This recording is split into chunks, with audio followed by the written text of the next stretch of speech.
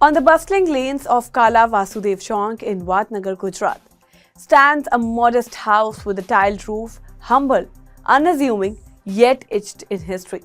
This was the home of Damodardas and Hiraba Modi, who ran a small tea stall to sustain their large family. It was there on 17 September 1950 that their third son Narendra Modi was born. The household was crumpled. A family of 8, including 5 sons and 1 daughter, lived together in a single room. During the monsoons, the roof would often leak, forcing Hiraba to scatter utensils across the floor to collect dripping rainwater. A young Narendra, deeply moved by his mother's struggles, would rush to her side, eager to help. The Damodardas tea stall, set up just outside the local railway station, became another training ground for young Narendra, who often assisted his father in serving customers. But the earnings were merged. To supplement the family's income, Hiraba washed utensils in other people's homes and took up daily wage labor. Years later, Modi would often recall these formative hardships with visible emotion. Early education and first step into the RSS. Narendra Modi began his education at Kumar Shala 1 in Vadnagar, but his life soon took a turn beyond academics. At just 8 years old, he was drawn to the Rashtriya Samsevak Sangh, RSS. It was Diwali of 1958 when RSS Brahmacharak Lakshman Rao Imandar, fondly known as Vakil Saab, visited Vadnagar. He addressed a gathering of children and administered the RSS oath. Among the eager youth faces stood Narendra Modi. That moment, as historians later note, planted the seed of Hindu nationalism in his mind. As Narendra grew, his curiosity expanded beyond the confines of Vadnagar. He began calling himself Aniket, meaning homeless, reflecting a restless desire to explore the world. Childhood marriage and growing detachment. In Modi's community, marriages were arranged in 3 stages: engagement round at around 3-4, formal marriage at 13, and Gauna at 18 or 20. Following custom, Narendra was married at 13 to Jashodaben of Brahmwada village, but Gauna was never completed. Instead, a young Narendra confided in his mother, "Ma, I want to travel. I want to see the world and follow the path of Swami Vivekananda." Though his father worried about his growing detachment, Hiraba sensed his son's destiny. Handing his horoscope to Damodardas, she said, "Show this to the astrologer." The astrologer's word proved prophet. His path is different. He will go wherever God decides. Years of wandering. Narendra eventually left home. His travel first took him to Bilor Math of the Ram Krishna Mission, then across Delhi, Rajasthan, the Northeast and the Himalayas, where he spent time in Garujati. Now these wanderings lasted almost 2 years, after which he briefly returned to Vadnagar.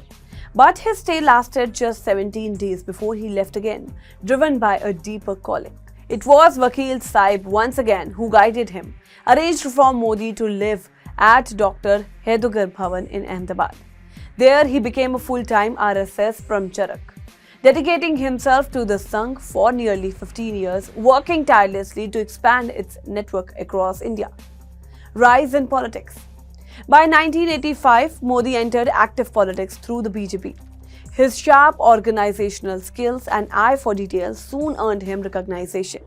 In the 1989 Lok Sabha election, thanks to his micromanagement, the BJP secured 11 out of 14 seats in Gujarat.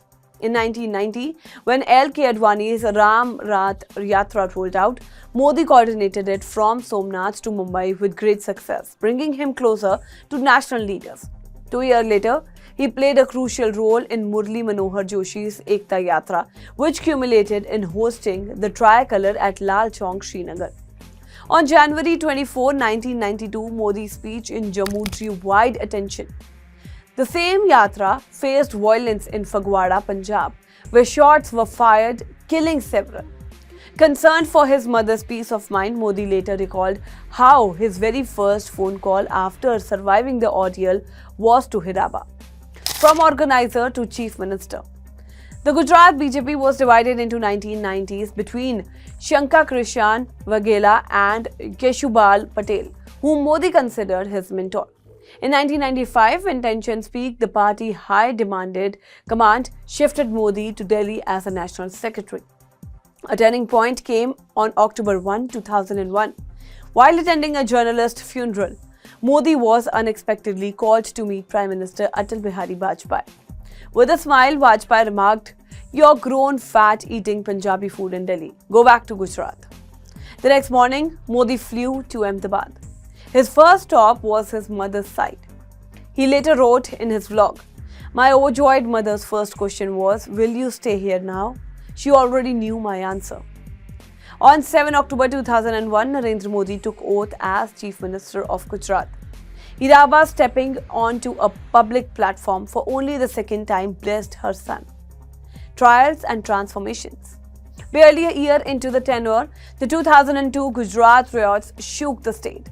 Modi faced intense allegations of government complicity, while he scrutiny denied, once remarking, "This is a chain of action and reaction.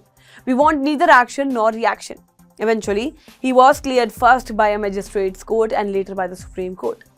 Despite controversies, Modi's governance model, dubbed the Gujarat model, and his projection as the Hindu Hriday Samrat, emperor of Hindu hearts, propelled him onto the national stage. By 2014, the BJP declared him its prime ministerial candidate, the Prime Minister of India. In the 2014 Lok Sabha elections, the BJP secured an absolute majority for the first time in history, winning 282 seats. Narendra Modi became India's 16th Prime Minister. His first act on entering parliament was symbolic. He touched the stairs with his forehead, a gesture of humility towards the temple of democracy. Later, when Hiraba visited her son at Prime Minister's residence, the image of a woman who once washed dishes to sustain her family sitting in the home of India's most powerful leader became a powerful emblem of Indian democracy. By 2018, under Modi's leadership, the BJP governed 21 states. Since 2001, he has contested 7 elections, winning all decisively, whether as Chief Minister or Prime Minister. With his 2019 and 2024 victories, he became India's second longest serving Prime Minister, surpassing only by Jawaharlal Nehru. Personal loss and legacy.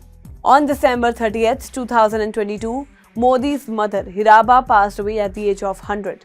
Today, on his 75th birthday, Modi marks his 3rd birthday without his mother, continuing his political journey with undiminished intensity.